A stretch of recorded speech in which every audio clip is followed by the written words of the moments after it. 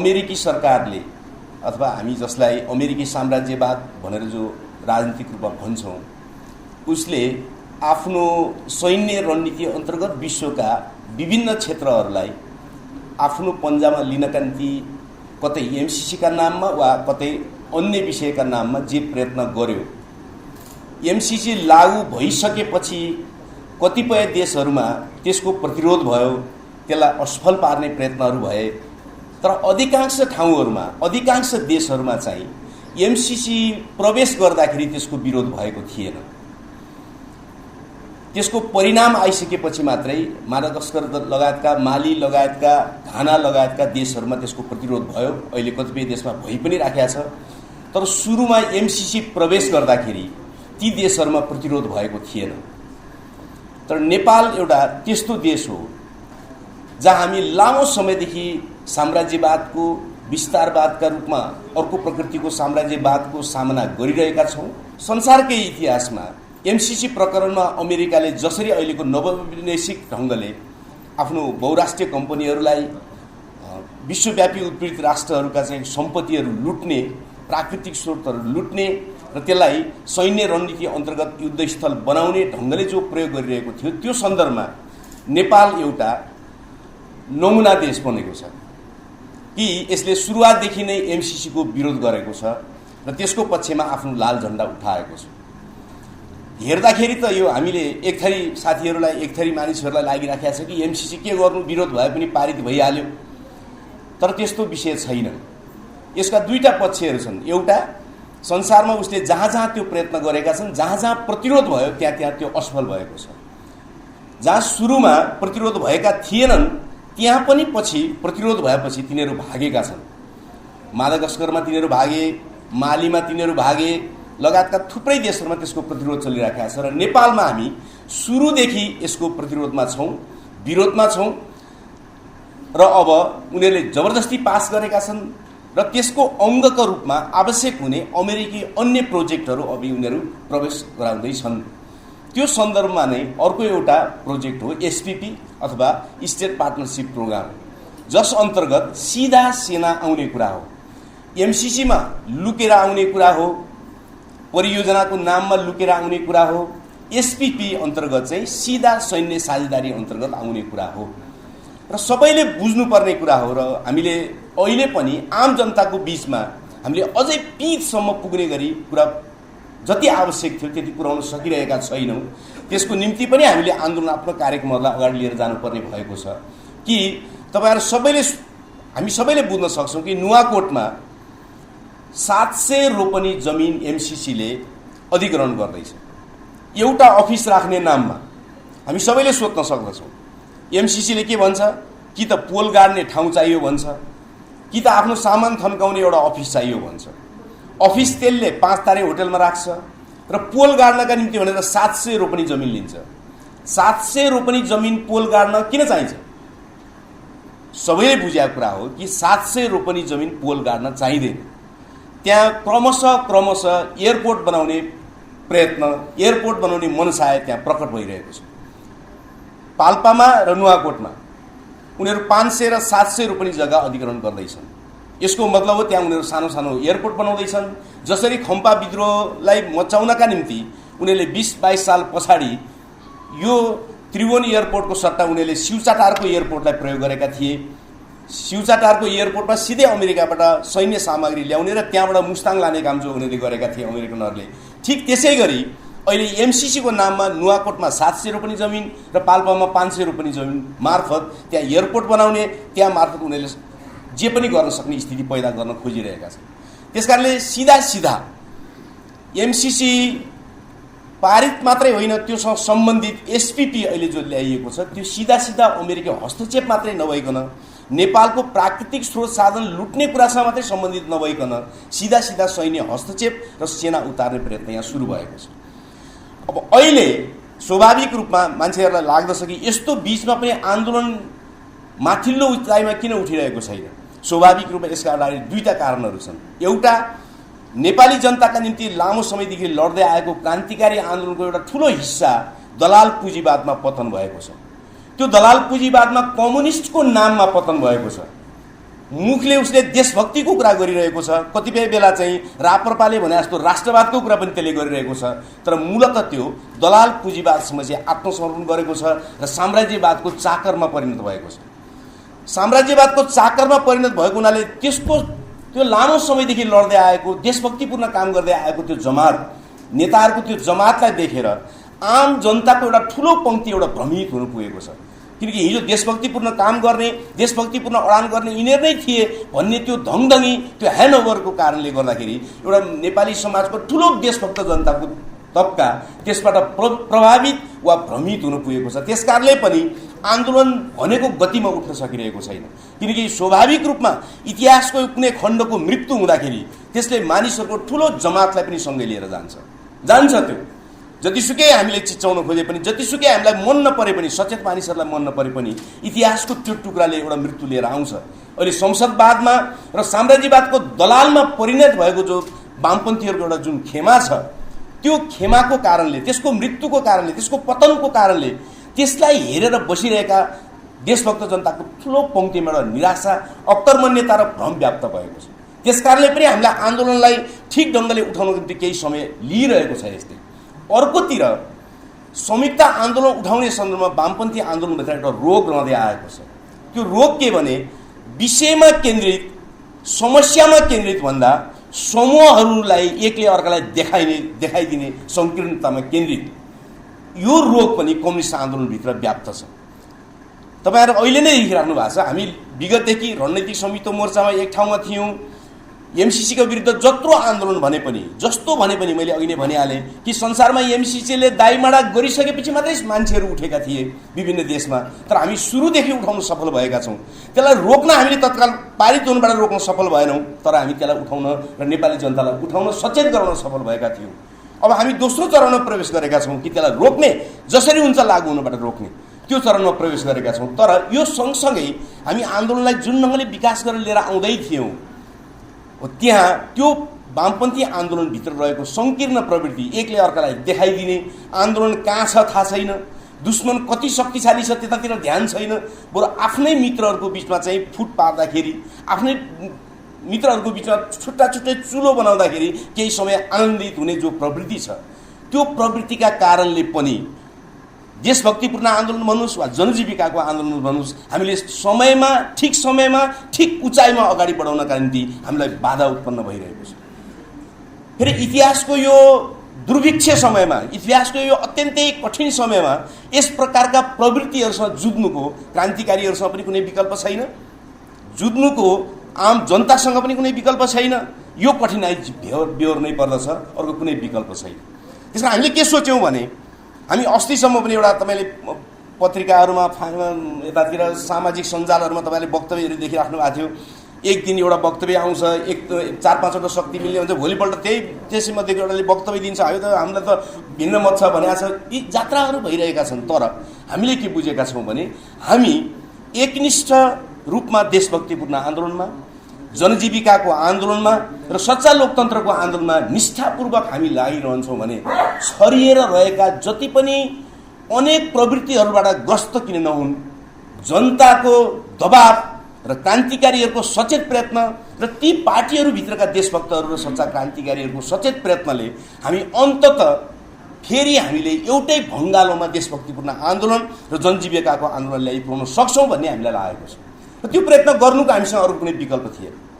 हामीलाई थाहा छ वामपन्थी भनिनेहरू, कम्युनिस्ट भनिनेहरू फरक फरक ढङ्गको धारमा एउटा एक खालको जस्तो लाग्ने सङ्घर्ष उठाउन लागेको देख्दाखेरि एक प्रकारको दुश्मनलाई निकै सजिलो जस्तो, दुश्मनलाई एकदम खुसी जस्तो त्यो केही समय हुने नै वाला छ। त्यो बेहोर्नुको हामीसँग कुनै उपाय छैन, बेहोर्नै पर्छ हामीले। त्यो बेहोर्नुको हामीसँग कुनै विकल्प छैन कि हामीले अन्तिम बिन्दुसम्म सचेत प्रयत्न गर्ने कुरा हो, भएन भने बेहोरेर अगाडि बढ्ने कुरा। अहिले हामी बेहोरेर अगाडि जानका निम्ति तयार छौँ, किन थुप्रै साथीहरूलाई एकीकृत रूपमा अगाडि लानका निम्ति हामीले प्रयत्न गऱ्यौँ। त्यसको निम्ति सङ्घर्षको कार्यक्रमहरू हामीले 1.5 महिनासम्म रोक्यौँ, 2 महिनासम्म रोक्यौँ, पर्ख्यौँ, तर त्यो सम्भव भएन। किनकि नानीदेखि लागेर आएको बानी टाइपको जो नेपाली वामपन्थी आन्दोलनको समस्या छ, सङ्कीर्णताको समस्या छ, अर्कोको घरमा चाहिँ आगो लाग्यो भने एकछिन आनन्दले सुतेर मुरली बजाउने जो प्रवृत्ति छ, त्यो प्रवृत्तिको कारणले हामीले केही समय अलिकति समस्या झेल्नुपर्छ भन्ने हामीले बुझ्यौँ र हामी अब मैदानमा आएका छौँ। यो सबै चिजहरूलाई हामीले सडकमा लिएर नगइकन, आम जनताको बिचमा लिएर नगइकन अब भित्रभित्र 4 पार्टी 5 पार्टीको मिटिङमा मात्रै बोलेर हल हुने समस्या भएन। यसलाई हामीले आम रूपमा अपिल गर्नुपर्ने भयो र हामी त्यो अपिलमा आएका छौँ र हामीले भनेका छौँ वक्तव्यमा, यो अपिलमा कि यो संयुक्त कार्यगत एकताको प्रक्रियामा अरू सबै समूहहरू आउनु पर्यो। कैयौँ कमरेडहरूसँग त हाम्रो छलफल भइ नै राखेको छ, करिब कतिपय टुङ्गिएको अवस्था छ। हामी अर्को केही बैठकहरूमा ती समूहहरूलाई हामी थप्दै नै जानेछौँ र अन्ततः हामीले आन्दोलनको विकास सँगसँगै सबै वाम र देशभक्त शक्तिहरूलाई एउटा मोर्चाबन्दीमा ल्याउनु पर्ने आवश्यकता जुन छ त्यो ल्याउन सफल हुनेछौँ भन्ने मलाई लाग्दछ। त्यसको निम्ति हामी सबैले प्रयत्न गर्नु जरुरी छ। एउटा आवश्यक कुरा यहाँनिर यो छ। दोस्रो नेपालको कम्युनिस्ट आन्दोलन, मैले अघि पनि भनिहालेँ कि संसदवाद एक प्रकारले यति शक्तिशाली जस्तो देखिन पुगेको छ कि उनीहरूको आन्तरिक सङ्कटको कारणले उनीहरू पटक पटक फुट्ने, धुजा हुने, जनताको बिचमा झन्झन नाङ्गिँदै गएका छन्। उनीहरू झन्झनै नाङ्गिँदै गएका छन्। तैपनि नेपाली जनतामा रहेको ठुलो एउटा भ्रमको कारणले संसदवाद अहिले बलशाली छ। तर उनीहरू सङ्कटग्रस्त भएको हुनाले स्वाभाविक रूपमा नेपाली समाजको सङ्कट पनि चर्किँदै नै गएको छ। यही कुरा सत्य हो कि उनीहरू कुनै पनि चिज अगाडि बढाउन राम्रोसँग छलेर नसक्ने भएका छन्। सामान्य बजेट बनाउँदाखेरि उनीहरूले गरेका अपराधहरू पनि लुकाउन नसक्ने हालतमा पुगेका छन्। उनीहरू सामान्य बजेट बनाउँदाखेरि किन पुँजीवादी नैतिकताभित्र पनि टिक्न नसक्ने ठाउँ पुगेका छन्। उनीहरू आफ्नै व्यवस्थाभित्रका क्यामेराहरू खोसेर क्यामेराहरू जाँचिरहेका छन्। उनीहरूसँग केही पनि नैतिक चिज बाँकी रहेको छैन। किन हामी क्रान्तिकारीहरूका अगाडि, आम जनताको अगाडि उनीहरूले भन्ने गरेका छन् यो व्यवस्था नैतिकवान हो, यो व्यवस्था राम्रो हो इत्यादि भनिरहेका छन्। तर उनीहरू एउटा पार्टीले अर्को पार्टीहरूलाई क्यामेरा खोसेर क्यामेरा जाँचिरहेका छन्। यसको मतलब के हो भने उनीहरू नैतिकताको सन्दर्भमा उनीहरू सङ्कटग्रस्त भएका छन्। नैतिकताको सङ्कटमा आज कुनै त्यस्तो संसदीय पार्टी छैन जसमाथि भ्रष्टाचारको आरोप छैन। आज त्यस्तो कुनै संसदीय पार्टी छैन जसमाथि माफियागिरीको आरोप छैन। जसको संसदीय त्यस्ता कुनै पार्टी छैन जसका प्रमुख लिडरहरूको आय स्रोत गुमनाम नहोस्। त्यस्तो कुनै पनि पार्टी छैन। उनीहरू नैतिकताको दाँजोमा, आर्थिक पारदर्शिताको दाँजोमा हर चिजमा उनीहरू असफल भएका छन्, सङ्कटग्रस्त भएका छन्। उनीहरूले भनेका थिए 5 वर्षभित्र यो देशलाई चकाचौध गरिदिन्छु, 5 वर्षभित्र यो देशलाई चाहिँ हामी एकदम समृद्धिको बाटोमा लिएर जान्छौँ उनीहरूले भनेका थिए। त्यो सपना उनीहरूले चकनाचुर आफै पारेका छन्। कुनै पनि सम्भव भएको छैन, कहीँ पनि सम्भव भएको छैन। र अहिले पनि चुनावको मुखमा आइपुग्दा, अर्को चुनावको मुखमा आइपुग्दा पनि अहिले पनि असार मासमा 37% बजेट खर्च गर्ने ठाउँमा उनीहरू पुगेका छन्। असार मासमा 37% बजेट खर्च गर्ने भनेको त्यो भ्रष्टाचारको बजेट हो भन्ने कुरा जगजाहेर छ, जो पञ्चायतकालदेखि चलिआएको छ।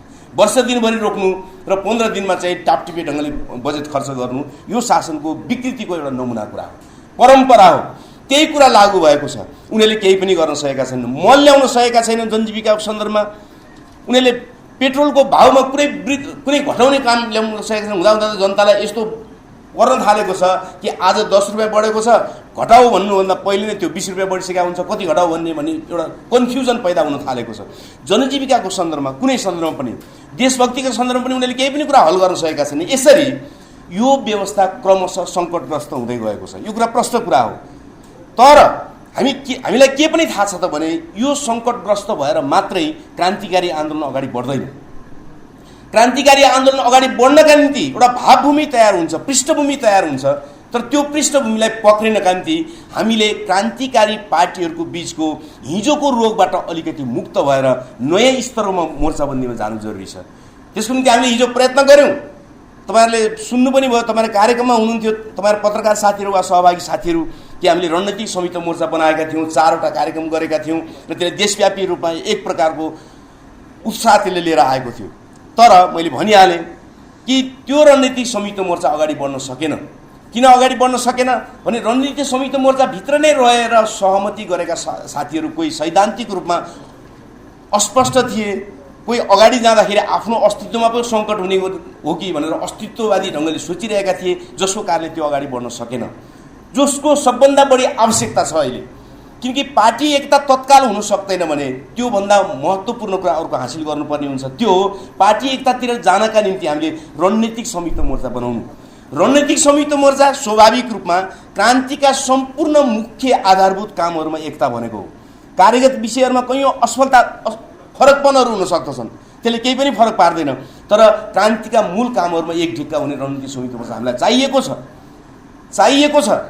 यसपटक पनि हामीले सोच्यौँ कि रणनीतिक संयुक्त मोर्चा अहिले घोषणा गरौँ, तर हामीले अझै के भन्यौँ भने विगतमा हामीले घोषणा गर्दाखेरि हामीले त्यसलाई 5 महिना पनि टिकाउन सकेनौँ, 4 महिना पनि टिकाउन सकेनौँ। 4वटा कार्यक्रम गरेर हामी फिर्ता हुनु पर्यो, अथवा हामी स्थगित हुनु पर्यो, वा हामी निष्क्रिय हुनु पर्यो। त्यसको समीक्षा अलि शानदार ढङ्गले गरौँ, दुधको दुध पानीको पानी भने जस्तो अलि मेहनतपूर्वक गरौँ। कहाँ हाम्रा त्रुटिहरू भए, हाम्रा समझदारीहरू कहाँ त्रुटि भए, त्यसलाई सच्याएर हामी अब साँच्चैको रणनीतिक संयुक्त मोर्चातिर अगाडि बढौँ।